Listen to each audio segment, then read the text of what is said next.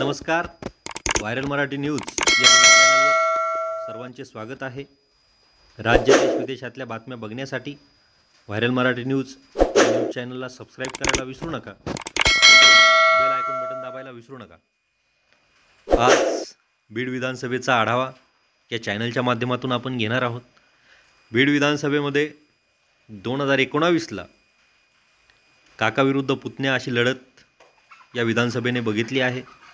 जयदत्त अण्णा क्षीरसागर व पुतण्या संदीप क्षीरसागर यांची प्रमुख लढतीत जयदत्त अण्णा क्षीरसागर यांचा पराभव झाला. अतिशय दांडगा जनसंपर्क जयदत्त अण्णा क्षीरसागर यांचा या मतदारसंघात होता, परंतु त्यांच्या जनसंपर्कापुढे नक्कीच संदीप क्षीरसागर यांचासुद्धा दांडगा जनसंपर्क या मतदारसंघात आहे.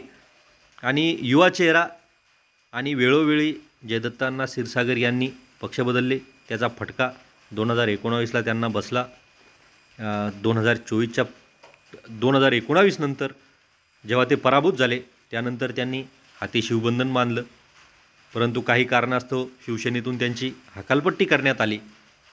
सध्या ते कोणत्याच पक्षात नाहीत, ते भाजपमध्ये जाणार अशा वावड्या उठल्या. आणि आता लेटेस्टमध्ये ते शरद पवार गटात येतील का हे सुद्धा लोक बोलत आहेत.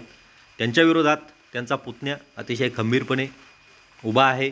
पक्षफुटीनंतर संदीप क्षीरसागर हे अजित पवार गटात न जाता ते शरद पवार यांच्याशी एकनिष्ठ राहिले.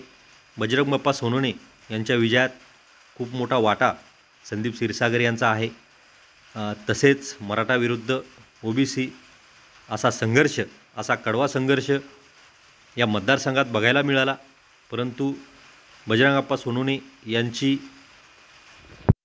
यांचा किल्ला लढवण्याचा एकतर्फी काम संदीप क्षीरसागर यांनी केलं आहे.